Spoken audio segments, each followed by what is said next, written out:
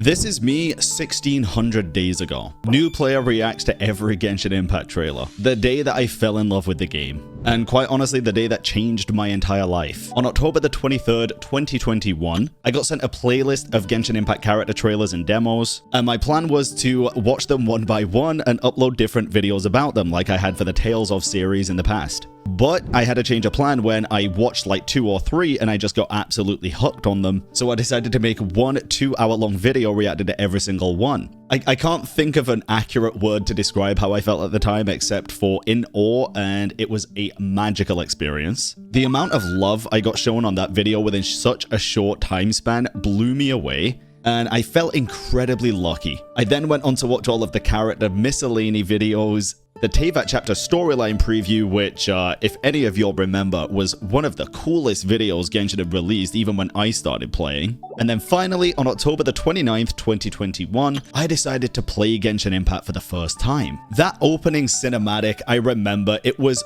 such an incredible thing to see. I had a lot of questions, and some of those questions still haven't been answered almost 5 years later. Spawning in on the beach, meeting Paimon, seeing goddamn lizards for the first time, mistaking Sunserias for apples, just discovering a whole new world that I had no idea what was around any corner. I didn't know what weapons really were, what artifacts were, and I certainly didn't expect the level of world building in Genshin, such as, Timmy. What are you doing? You're scaring the pigeons away. What happens if one day they leave and never come back again? Just like They ask you how you are, you just have to say that you're fine when you're not. But all that to say, it took me a very short amount of time, around about 2 hours, to know that I absolutely loved this video game. The first time I ever saw elemental reactions, like, I think if I remember correctly, it was the Traveler using the Tornado ultimate on either a Pyro Slime or something with Pyro nearby. It blew me away. The first time seeing Dvalin, the first time meeting Venti, I was just in shock.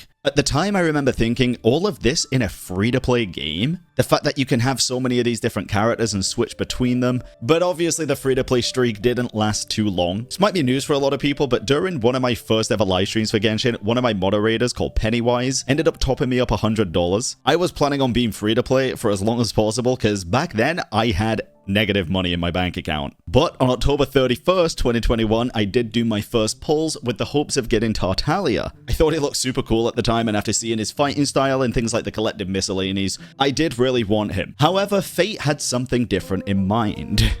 I ended up getting Chi-Chi as my first 5-star character. And the crazy thing is, I was still happy about it. I was actually still kind of excited about it until people told me that she was terrible. Don't get me wrong, I still used her in my teams because I hated how Barbara healed and froze me in Dragonspine constantly. We went through Kaya's story quest, Amber's flying lessons, I summoned for Hu Tao.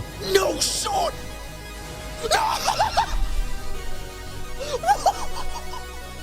No way! No way!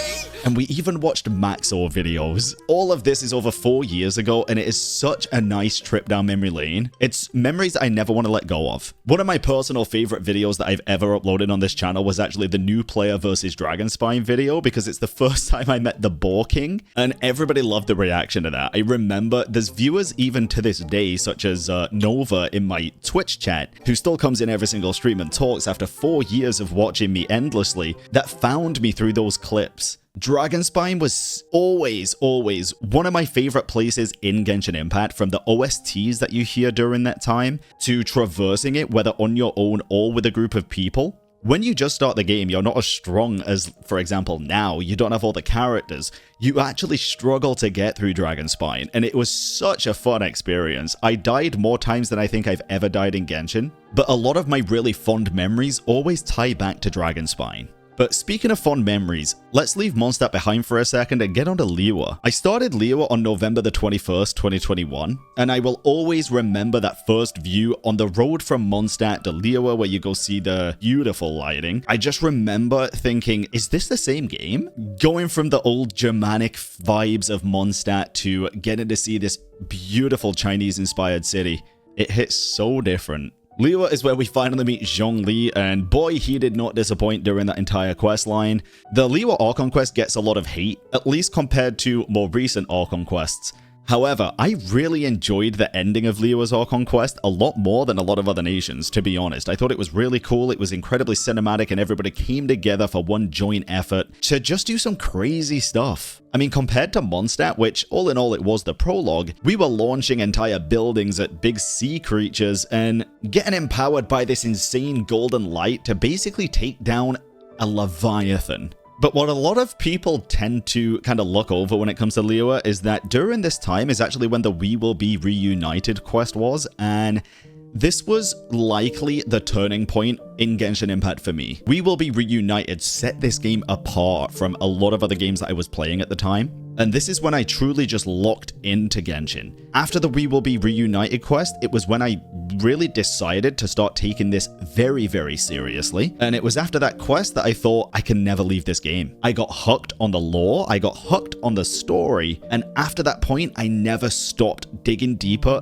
during every single quest that I did. I started watching lore videos, I started taking the story quests way more seriously, and that was even amplified when we got the Venti's story quest, which we still don't have a part 2 of, by the way. Kinda crazy. Now, December 16th, 2021 is just before I got to Inazuma. One of the biggest things that kind of sucks about the way Genshin handle limited time events is that they're not replayable, so there was one specific event that I wanted to see, being the new lore head that I was, called Unreconciled Stars. People told me to watch this kind of quick snippet of Unreconciled Stars just so I could grasp the character Scaramouche that was in there before meeting him in the game. And I'm glad I did. It gave me kind of an insight into the character before we actually met him in Inazuma. And Inazuma was a disaster. Not for the reasons that a lot of people might think, but it was just incredibly sad. There was a lot of depressing stuff. There was the first act of the Archon quest, which actually made me quite sad. But after the insanity that was the Inazuma Archon quest with beautiful cinematography in the Raiden fight, we got some of the best content I think I will ever witness in Genshin. And lo and behold, it goes back to Dragonspine. We had the Shadow Amidst Snowstorms event, which, in my opinion, is one of the greatest limited time events that Genshin have ever done, and I still wish it was permanent to this day. There was a lot of lore, a lot of story about Albedo and Dragonspine in general, and I just kept falling deeper and deeper in love with the story of this game, getting to know more about these characters that we thought we already knew a lot about from a year ago plus. And this is when I kind of realized you never truly know enough or everything about a character in this game. There's always going to be new information that comes out, whether it's voice lines from new characters that come out, new stories that tie back to all the way back in Mondstadt even.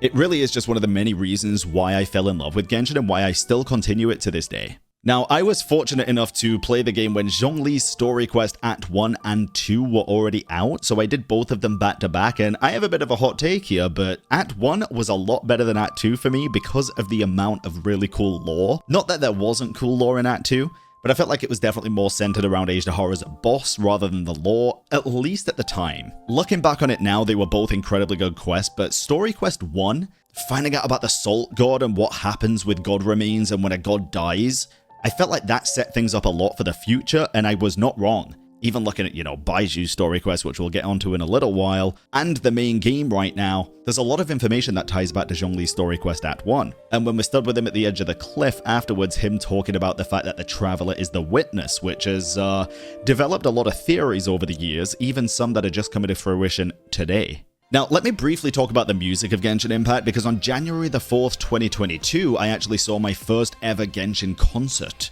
Now, this was just on YouTube. I reacted to the 2-hour-long concert video. It was absolutely incredible, but that led me to go into a Genshin concert live later down the line, which was an incredible experience, and I really do recommend it to anybody watching. I've been to 2 or maybe even 3 now, but I think it was 2, and both of them were incredible. I would go again, and I hope to go again this year. Now, to be honest, my vibes during Inazuma were at an all-time high. I actually finally got caught up to where every other player was already at, so I was able to then start watching the live streams. I stayed entirely spoiler-free for this whole journey, other than obviously the trailers that I saw beforehand. So on February the 5th, 2022 is when I started to be caught up with everybody and I watched the live streams. We got to see Yaimiko, Raiden Shogun, a lot more characters in action, and what was coming up next, which was, lo and behold, one of my favorite locations in the whole game, Enkanomiya. I had my first ever Lantern Rite, which was an incredible experience. I will never ever forget my first ever Lantern Rite. I'm sorry, I just won't. I think for nostalgic purposes, it's probably my favorite Lantern Rite ever. Looking pretty fancy. Only a true treasure catches the eye of Captain Beto. Seems I've struck gold with this one. Oh! And then we went to Enkanomiya for the first time. This zone was my favorite and the first zone I ever 100% explored in the game. I love the verticality of it. I loved the little puzzle mechanics with the light and the dark. I loved the Sun Children lore. I loved all of the lore in Enkanomiya, including, and not limited to, of course, the Book of Sun and Moon, which loosely or largely ties to almost every single theory in this goddamn game.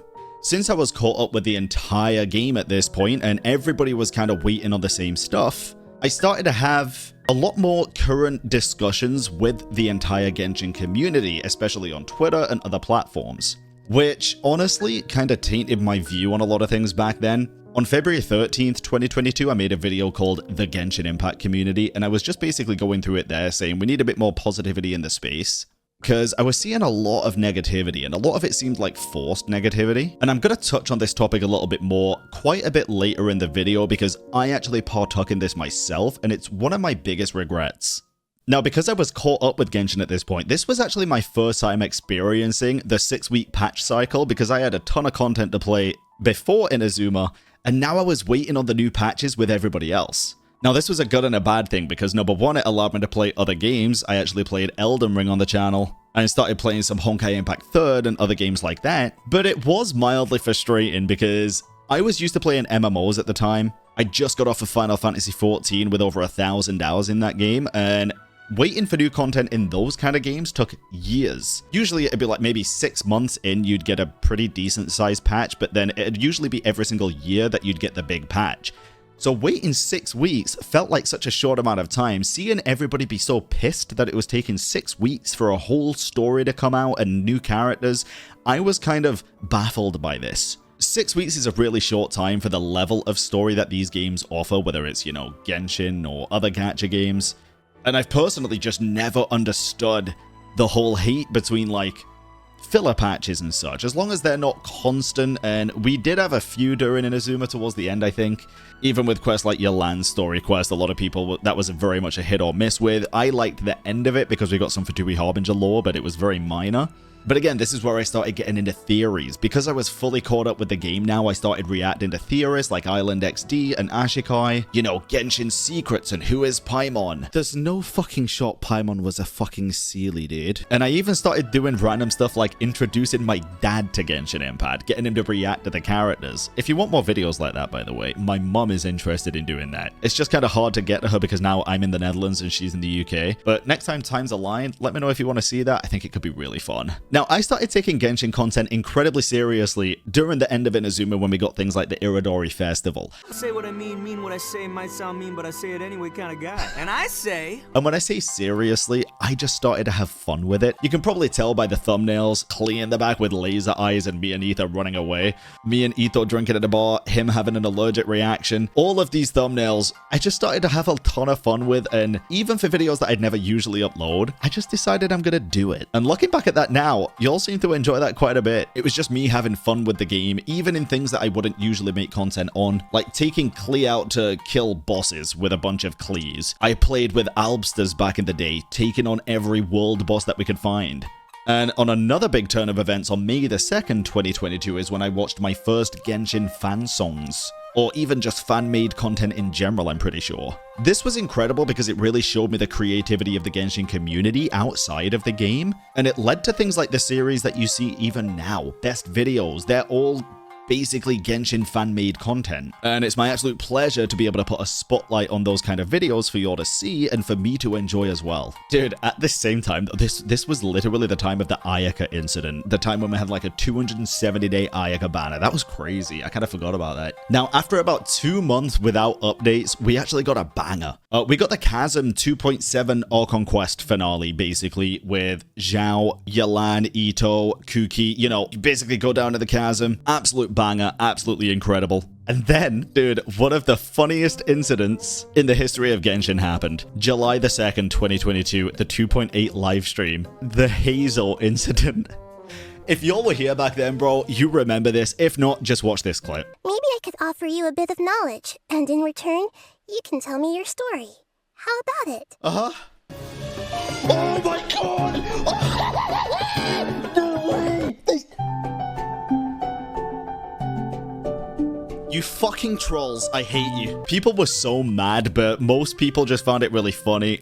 We got some banger clips out of it, so. And then, one of the most special days in Genshin during my time playing happened. July the 11th, 2022. The Winter Nights Lazzo dropped. Nobody knew this was happening. I woke up early one morning, saw that this video was out, and was like, what the hell is this? I had about 50 different pings on Discord from my community being like, Brian, you need to watch this. Brian, you need to watch this. And oh my god, it was insane. Whoa, the eyes. What is going on? Okay, come on. Okay, can we get a playable character that is like this in design, please? I would absolutely love this. This is my aesthetic all over, dude. I love this. Comprehended. Oh no, you look so cool. After conquering the divine gaze, he will make his next move. What He's is busy Elden with Ring? a little experiment in blasphemy. Oh my god. Colin, time to head out on patrol. Okay, Master Tainari. What was that? The first time we saw pretty much all of the Fatui Harbingers, especially in one location. The first time we see Dottore burning the frickin' Irminsul tree. And a brief introduction to Sumeru, or Sumerian characters at the very least. Now, July 23rd, 2022 is when the Golden Apple Archipelago begun, and that was one of my favorite events in Genshin history. It will go down, even to this day, as probably my #1 or #2 favorite event. The minigames were cool, the characters they associated with were cool, the stories were cool, and all in all, the area was stunning. But also on July 23rd, 2022, one of the biggest moments in my Genshin Impact journey happened, which was the reveal of Sumeru. Now, the reason this was such a big thing for me is because this was my first time in Genshin Impact getting to experience a brand new whole region with my community. And this made me feel so goddamn good, dude. Genuinely, I remember sitting there thinking, oh my god, it's the first time I get like a full introduction to a whole new place with all new characters with everybody else. I get to be so excited and share that excitement with everybody who's also excited. It was a magical experience, and Sumeru did not disappoint. The 3.0 livestream reaction was incredible. We got the Sumeru characters, we got a little bit of a hint on the story, and we got a bit of a roadmap too. The first Archon quest in Sumeru was beautiful, to say the least. We got to enter the region together for the first time.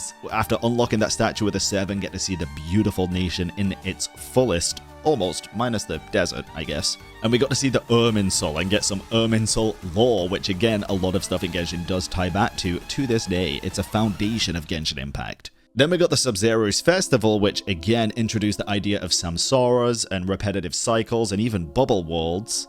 Never forget the number 4. These boxes of candy are numbered 1 to 5 from left to right.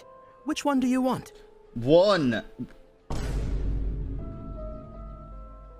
And even story quests started to get a little bit deeper and darker. If you remember Tainari's story quest, it was one of the first story quests that made me super emotional. I didn't cry though. Not yet. Speaking of getting dark, in 3.1, during the live stream and the teasers, we obviously see Wanderer getting kind of chained up and tubed up. It was absolute insanity, and that was because on September the 30th, 2022, who shows up but the man himself, the antagonist now of Genshin Impact, Dottore. My experiment is a success. Wait! And now it seems they can no longer hold back their sheer No way! It gave the story, dude! Wait! Ah! No way! Wait, holy shit! The Doctor. Oh! The second? Just as a side note here, I don't think he's gone anywhere. I think he's still going to be around, and I think we're going to see a lot more of that man. But he truly was a foe to be reckoned with during Sumeru, and his demeanor, his attitude, and his power was unmatched compared to characters that we'd seen before. In Act 4 as well, we also got to see the truth of Nahida and get a bit more in-depth on her character, you know, the Rukadabada storyline. Who? October 15th, 2022, we actually had an event that I totally forgot about, the Vine Lisa Fest. It was actually really fun, and I just remembered now going back through all of the old content. Even this is nostalgic for me. Now, at this time as well, for the 3.1 stuff in Sumeru, I actually broke my arm. Well, I dislocated my arm and fractured my collarbone. So I was in a sling. I literally could not use my arm, so I had to use a controller and basically play like this. But I was so hooked on Genshin Impact, dude. I did not want to not play the game. Obviously, there was the content in mind as well. I still wanted to make content. I was doing this full time back then. But it was more so just the passion and the love for the game that made me just want to keep playing even with an unusable arm. Playing on controller absolutely sucked though. I do have to admit that. Never would recommend if you've got a mouse and keyboard, just use it. At least if you're an old man like me. 3.2 then arrives with the brand new boss, the Mecha Moosh. It was honestly a really fun boss at the time. It wasn't exactly the hardest thing in the world. It was pretty easy, but the mechanics were really fun. And then one of the most depressing trailers ever dropped, and it was the character teaser for Nahida called Happy Birthday. When I woke up,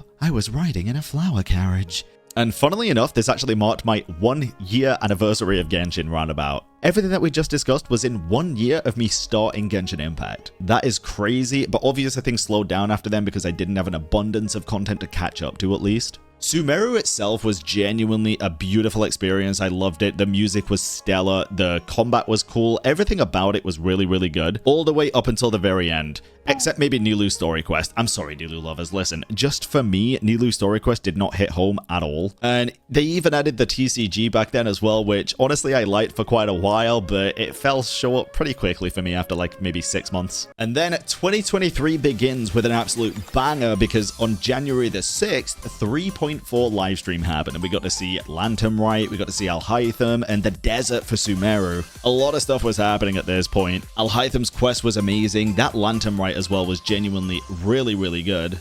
Honestly, Alhaitham's might be one of the best story quests I've played. Thinking back at it now, it was a really, really cool experience with a lot of foreshadowing for the Irminsul stuff too. And even foreshadowing for things like the Wild Hunt maybe, with like the Hive Mind. Just a really well done quest. Speaking of well done quests, on March the 4th, 2023, we got introduced to Caribert. One of the coolest Dainsleif quests to date. We got to see through the eyes of the Abyss sibling, and a lot of things about our journey had a lot of questions. Usually the Dainsleif quests give us a few answers, but I truly still to this day felt like the first Caribert quest that we got left us with way more questions than answers. But I'd be lying if I said it wasn't an absolute cinematic masterpiece and didn't introduce us to some really, really cool brand new concepts. And on April 4th, 2023, history changed forever on this channel. I uploaded my first ever Genshin Impact You Laugh You Lose. Not many or nobody had done this before, specifically for Genshin Impact. I remember looking it up. If you want the backstory as to why I actually decided to do this, I was looking for something new and fun to do on YouTube that I wanted to do really well. And I actually watched a Ludwig vid, and he was basically saying the yoink and twist method is amazing. You take something that works from another video game or another niche, and you twist it into your niche and try that out.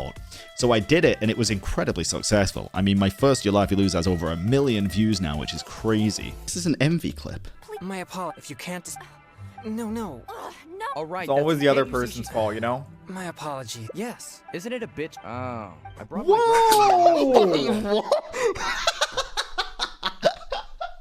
I'd love to start that series back up again, but sometimes it's good to know when to just stop or at least wait for a while until new funny stuff comes out, because they were getting a bit boring, to be honest. There wasn't that many funny videos getting submitted. But yeah, it feels really cool to have started something that also other content creators decide to take and do as well. There's a lot more people that do the Genshin You Laugh You Loses now, or did in the past. And during this time as well is actually when Wuthering Waves was just starting to gain a little bit of traction and gameplay was coming out. And now I want to talk about something pretty special to me. On May the 15th, 2023, I decided to do Baiju's story quest, and it is the first time a video game has made me actually tear up. I wasn't like bawling, crying or anything, but I got really emotional and definitely had a couple of tears like running down my face at a certain point, because I felt like this story quest was really personal. I felt like it shared a lot of similarities to just real life, especially past experiences with family and stuff. You know, loss is never an easy thing to deal with. having experienced it firsthand numerous times and one quite recently, a lot of the time it's hard to deal with and process, and sometimes you just don't process it for a very long time, you know? And that story quest really did kind of drill that message pretty deep into me, and it broke me. One of my favorite quests in Genshin for that reason. God, this is so nostalgic, dude, even for me. On May 29th, 2023, I uploaded my first ever Genshin Impact Hunger Games. I think it was the first ever. I'd love to do more of this, dude, because this really was so fun. Nahida sets Wanderer on fire with a Molotov! I got the idea from someone in my comments, and then I think afterwards I did realize that they recommended it from another content creator. I think it was Kumax who also did this, whose videos were just produced way better than mine. But it was just so fun to have people like make this and have interesting things happening that I didn't know. Oh, dude, if you haven't seen those videos, please go back and watch them. Let me know if you do want to see more like that, because holy, they were so fun. And on June the 10th, 2023, I got my 100,000 YouTube subscriber plaque. Crazy to say, dude, that it looks like basically every year we've kind of averaged 100,000 subs. I think that's probably going to slow down this year, but I'm also okay with that. This year, I definitely want to focus on just making some really fun, really cool content, and albeit that is really fun and cool, it comes at producing videos at a bit of a slower pace as well. And then, oh my goodness, July the 3rd, 2023, we got the Overture teaser, The Final Feast. A very interesting kind of prelude to Fontaine with all of the really cool characters and Aquino and Nouvelette. Now this freaking excited me, and I was so excited for this nation and this region and all the characters. Dude, knowing how cool Sumeru was and how much they stepped up the game when it came to storytelling and everything, I had such high expectations for Fontaine, and I'll be honest, dude, it did not disappoint. Whoever controls these three controls everything. Oh, I'm done. But keep your eyes peeled, and you might be able to turn things to your advantage. Ain't no way. Very fun. But it's not enough.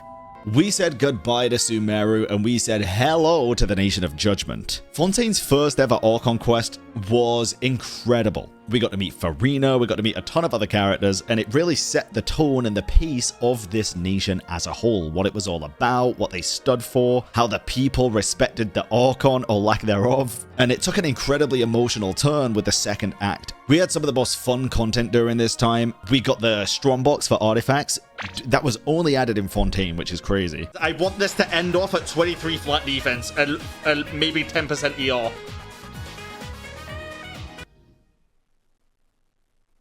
We got Linny's story quest, which is a masterpiece. I saw a video where people did French voiceovers for a lot of Genshin characters, in the essence of Fontaine being, you know, very French. So good. Chaque voyage connaît un jour sa fin. Ne la précipite pas. Dude, what? Ce n'était pas des lys vernis. Les lys vernis ne feraient pas de mal à une mouche. Ce petit monstre est mieux connu sous le nom de fleur mensongère.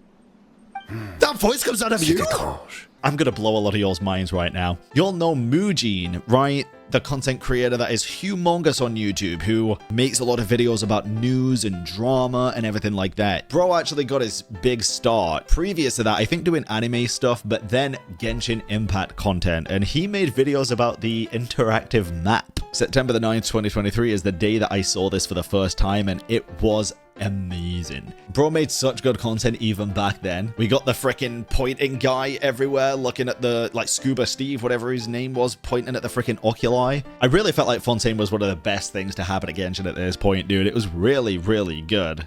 I'm ill, I can't laugh too much. Just to make sure that you know... It's the two arms that get me. Sometimes he grows two arms. Nouvelette's teaser came out. We got some even more incredible fan-made content from the Hoyo Fair in 2023 as well, which, oh my god, just reminded me. One of the best things about Sumeru was the world quests, dude. I've kind of forgotten to talk about the world quest for Sumeru. The Jet quest, the Golden Slumber storyline, absolute 10 out of 10 masterpiece. Still one of my favorite in this entire game so far. One of the best Genshin fan-made videos ever was actually done after that by Subutai and a whole team of other people, but it was the Jet quest animated, basically. Absolute cinematic masterpiece. Fontaine Archon quest Act 3 and 4 were absolute cinema. Nouvelette busting down the barriers. He had his story quest as well. Oh my goodness, dude. The twists and turns in the Archon quest were just phenomenally done. And then the story quest going from like high tension, high impact experiences in the Archon quest to one of the most heartbreaking, depressing story quests in the entire game. Was like a culture shock. It's not gonna be Nouvellette, dude. No, don't do this to me. Isn't that Nouvellette? Why would the Chief Justice be here? Nouvellette was also my first ever C6 character. I spent $1,000 on this guy, and honestly, it was worth it. He's fun, dude. He's fun at C6. I don't take the endgame too seriously anyway, so it's more about having fun.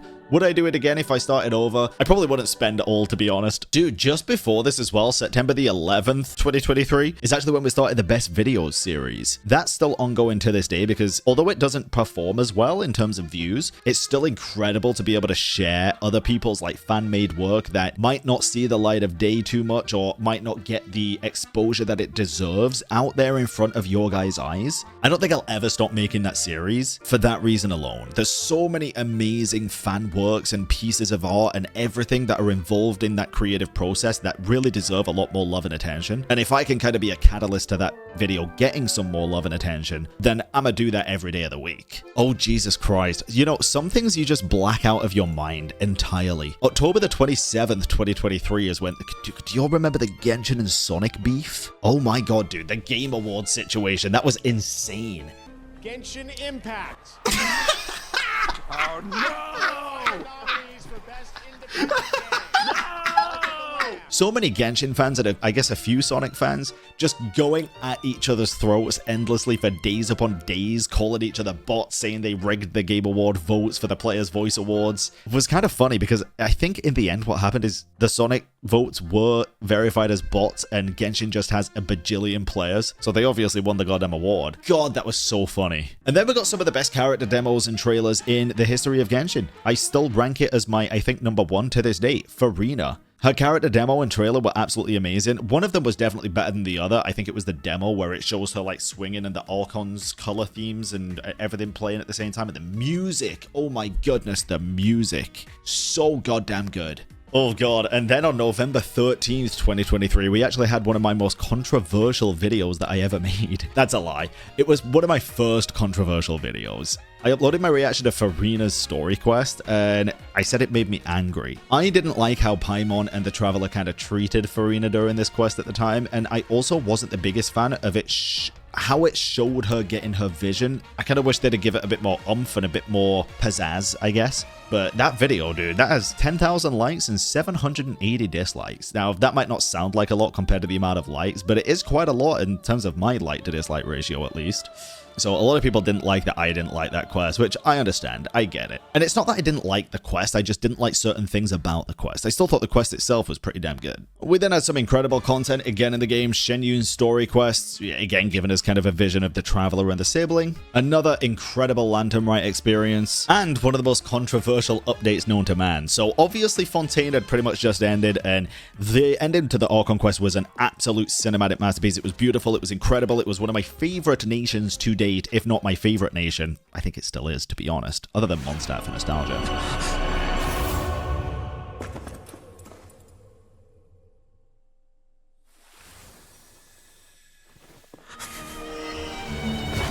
Oh my god. Oh! Oh shit!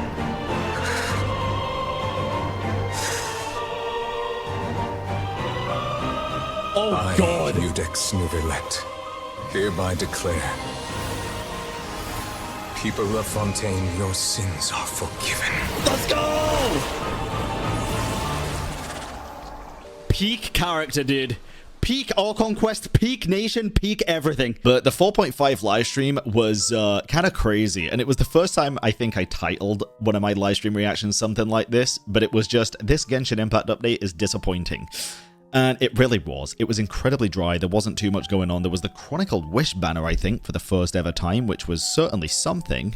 But it was like a 25-minute live stream. People were saying things like 4.5 is going to crawl so that 4.6 can fly. And it honestly might have been the case because 4.6 looked absolutely goddamn insane with things like Arlecchino's story quest and much, much more. We also got one of the coolest goddamn animated shorts Genshin ever created, which was the Arlecchino animated short. I still, though, to this day, wish that they dropped this animated short video either after the quest came out or during the quest itself. I felt like it spoiled a lot of stuff that was going on in the quest, such as the identity of Clervy and a lot of other things as well, and just Alikino's temperament in the whole situation revolving Clervy. I really do still feel like it'd have fit a lot goddamn better just putting it either after the quest or during the quest. But nonetheless, it was incredible. It was very well made.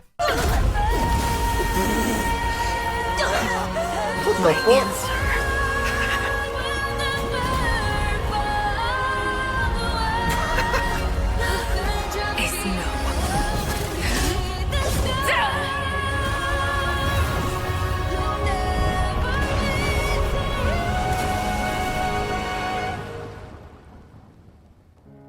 Better than the Skirky. And we were coming up to the end of Fontaine at this point, with things like the bedtime story Dainsleif quest, which was absolutely amazing. I almost can't believe it's real, because it's not.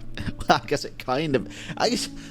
Oh, this is so weird, dude, because it kind of is real, but at the same time, it's not. We honestly got quite a bit of closure on a lot of situations during that one. What Lumine was doing and why she was trying to do it, why Dainsleif was a little bit more hostile towards her, I guess. And it really started to feel like Genshin Impact was kind of entering its endgame arc. Which honestly couldn't have been more true, because on July the 12th, 2024, we got the Ignition teaser, a name forged in flames. This was our introduction to Mahuika, but more importantly, sorry Mahuika, an introduction to the Fatui Harbinger that was going to be joining us throughout the nation of Natlan, which was the one and only, oh Captain, my Captain, Il Capitano.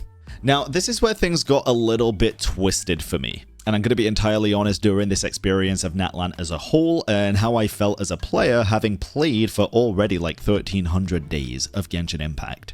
We had the 4.8 summer event, which is hands down the best summer event we've had in the game. It was a Simulanka event and it foreshadowed so much stuff in the game, even some of the stuff that is only just coming up now, like a year and a half later, which is just wild. It foreshadowed Durin stuff, it foreshadowed stories written in books, even stuff that Durin's mother has done and his daughter. Stuff from Durin's quest that recently just came out. We went back to Simulanka, for crying out loud, or at least to a very Simulanka-esque place, and Durin still talks about it to this day. Crazy summer event, crazy good. I think the majority of Genshin players will agree that it is the best summer event they've ever done. And then something happened. Something happened to Genshin Impact, or at least the community, that really affected a lot of people, including myself. But it affected people in a lot of different ways. August the 2nd, 2024, I came across a video that explained that Genshin Impact voice actors were in danger. It was Josie Asia, the voice actor of Risley, talking about stopping AI in the voice acting community, basically. And a couple of days later, I actually had him live on stream talking about the issues, so I could answer some questions that a lot of people had, including myself, live, straight from the horse's mouth. I mean, you can go back and watch all the videos based on that. Not from my channel, probably, but from straight from, like, the sources. It was an entirely messed up situation. There was a lot of bad people, a lot of good people, and the community kind of got split down the middle, to be honest. It was a really sucky situation, but it also kind of made me have a bit of a negative outlook on a lot of things, because slowly but surely during these patch cycles is when characters started to become voiceless. These are conquests that were, in the past, absolutely amazing with line delivery that really drove home the point, weren't voiced at all. So you had the option of basically playing it on mute or playing it in a language that you didn't understand. And for me, none of them were as good as a fix as I wish it was than just having the language that I understand being read out loud, you know? So this really did just make me a little bit sad. That being said, I still to this day think Natlan's quests were very good for the most part. A lot of people really did not like Natlan as a nation, and I am not one of those people. I thought the relationship between Capitano, Mahuika, and the rest of the gang was actually really, really solid. I think the whole fact that we got some lore drops about Capitano himself and you know, what his plan was for Natlan and the ley lines, and Renova, we got to see a goddamn shade for the first time. What the fuck is that? Mahuika being a regular human that ascended to godhood, basically, or at least archonhood, punching a hole in the fate sky, everything about Natlan, like, screamed incredible to me. Even that one quest with the map, right, where it was like a war between factions and you had to stop the Abyss threat. It was really good. It was a solid nation. The world quests were phenomenal. Everything was phenomenal. Oh my god, is that the fake fucking sky? The voice actor issues definitely had a bit of a hold over the game at this point, and it was certainly a struggle to get through a lot of the quests. But around this time is also when I started to become a little bit jaded, because I started to let the loud minority voices of the Genshin community and other communities kind of get to me. And it's one of the things that I do regret. It definitely shaped me into a better person now after learning from certain mistakes. Like, I'm very happy to kind of speak my mind on problems when there are problems, right? But back then, during the Natlan kind of era, I feel like now, looking back retrospectively, I was making problems out of thin air to have a problem. I was miserable. Just being very honest, I had a lot going on in life at that point, and other things that were making me miserable were rubbing off on me, and I made Genshin Impact miserable for myself. Now, I'm very lucky that I had a good set of people around me, and that I could kind of take my time to get out of that state slowly but surely, because 11 months ago on April 3rd, 2025 is when I had, I'm pretty sure, my first ever law talk with Minsleaf. We were talking about the crazy moon law drops and plenty of other things. But having friends like this that you can just yap about your passions to endlessly, be able to share that with you guys is something that still puts a smile on my face today. That's why we keep doing this series. It's really nice. And after a long haul of a lot of people falling off and out of love with Genshin during Natlan, because like I said, dude, a lot of people really just did not like the region at all. And a lot of people did just stop playing. Everything changed again during April 2025 when they released the Genshin 5.6 livestream, and everybody in unison just felt that feeling of we are so back. We got a new Mondstadt quest. We even got a dev talk talking about Nodcry and what Nodcry was going to do for the game, and at this point is genuinely when I personally tried to kind of get myself out of this super negative headspace. After playing the same game for, you know, like 3.5, 4 years at that point, I think the burnout was bound to get to me at some point, and I just handled it in the worst way possible. So having this news and the fact that the devs were listening to player feedback, especially lore lover feedback, because they were going to wrap up all the loose ends, really filled me with this new sense of motivation. And it was about this time that I was like, you know what? Yeah. Oh, this is going to be good. 5.6 Archon Quest was absolutely amazing. We got the revival of Durin, Albedo's situation with him going to freaking Mondstadt Court. Oh my god, no way, dude. Oh my god. Oh my god. Wait, I didn't think we'd get to see it. What? What the fuck? Bro has wings? We got news while I was away in Japan, actually, June the 1st, 2025, that Paimon's VA was going to be replaced by Hoyoverse. After Jacob was replaced, I sent notice to Hoyo saying that I would no longer voice Paimon until they became union, So all this voice actor drama was definitely still going on, but the tides were kind of turning because a lot of people were showing their true colors at this point and why they were doing the strike that was never really a strike. So community sentiment again went from positive to negative to positive to negative. There was a lot of flip-flopping around this time for Genshin. But going back to the game itself, other than the lack of voice actors for a lot of quests, there were some incredible things coming at this time. We had Skirk coming out. Skirk, the character that we saw in Fontaine, Tartalia's master that we've known about for years, finally becoming a playable character in Genshin Impact, and boy, I don't think she disappointed. She is so fun to play even to this day. She has a cool kit, she has a cool story, she had a damn cool story quest, insane backstory, and insane lore surrounding her. Probably one of the most decorated Genshin characters there is. Her character trailers were absolute cinema, and it even led to the 5.7 Archon quest where we got to meet the sibling again, learn more about the Loom of Fate, go to frickin' Karmiar / old Karmiar / wherever frickin' Asmodee was spying on us through a little spyglass in the spying corner. And there was a lot of absolutely incredible stuff in the game going on at this point. I really wish I myself at this time focused on the things that were going on in-game in Genshin Impact, instead of focusing on things that were happening outside of the game, like the drama, because it really did taint my view on a lot of situations and just made me a very salty person, and that really was portrayed through a lot of my content back then. I started to talk about other gaming news and drama, like the Stop Killing Game situation, which, to be honest with you guys, I think that kind of stuff is worth talking about. It extends past just, you know, gacha game bullshit, and it talks more about the actual issues in the gaming industry. But I went on a tangent of basically just uploading 3 videos per day, basically just self-victimizing myself, alongside posting actual good content. To be honest here, I think what happened is I saw that the numbers were doing good, and I just kept doing it, and it made me so just depressed. We had some peak experiences during that time. 8 months ago, I played Expedition 33 for the first time, which was absolutely incredible. Come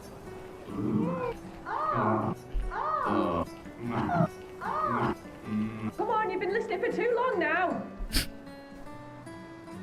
And I also played Limbus for the first time. Now, I stopped playing Limbus because number one, I didn't really have time for it, and number two, there was just a lot of backseating going on in the streams for Limbus. But overall at this point, Genshin Impact really did start to kind of solidify itself even more as a titan in the gacha space. It was always number one, don't get me wrong, in terms of it was the first big gacha game. It really was. It paved the way for a lot of other gacha games out there. They were dropping peak after peak at this time. 7 months ago, July the 9th, 2025, they dropped the God's Limit teaser, which showed all the shades of Teyvat. Bro, her eyes! Please don't litter other people's spaces with your bizarre creations. Oh my god, is that fucking Rindo?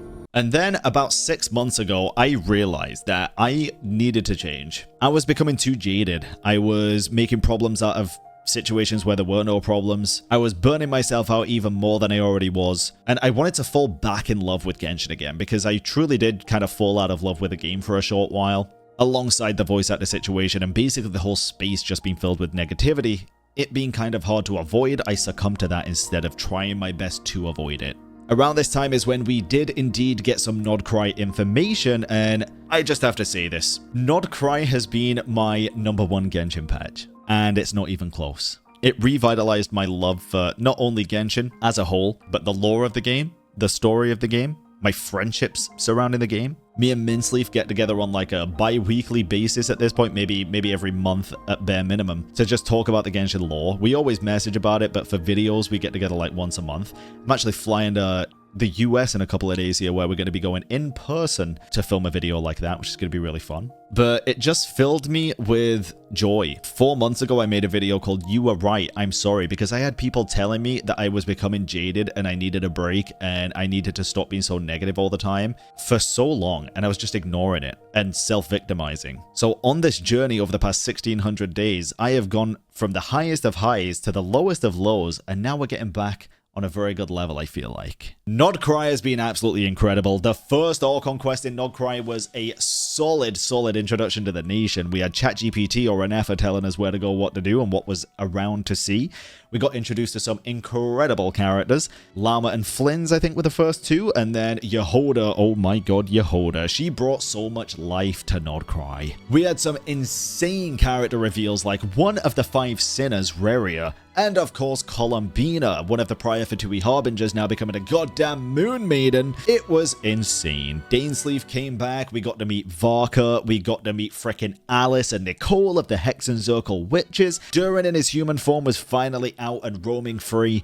Characters from every single nation, every single region converging in Nod goddamn Cry. It has been the most magical region in Genshin Impact for me since Mondstadt. Since those nostalgic vibes of Mondstadt, Nodcry is the next best thing that feels like, oh my god, it is almost perfect. Why do I say almost perfect? I think everything has room for improvement. I'll never say any patch is a 10 out of 10, but it's like a 9.9 region so far for me. And honestly, because I was having so much fun, I really did just decide to go all in on just shit that I was enjoying. I started playing Where Winds Meet. I still do. I love that game. We have a whole second channel for things like Where Winds Meet and other variety content. I started playing more horror games again. I started falling back in love with not only Genshin, but gaming as a whole. I started playing more Woo-Wah. I started playing more Genshin, even off stream. I started reacting to goddamn Minecraft videos because they're super fun. And where we are at now with Genshin Impact, 1,600 days after I started, I feel like I am enjoying it more than I ever have. I wanted to make this video as kind of a retrospective into me and how I felt over the past few years while covering this game as a full-time job,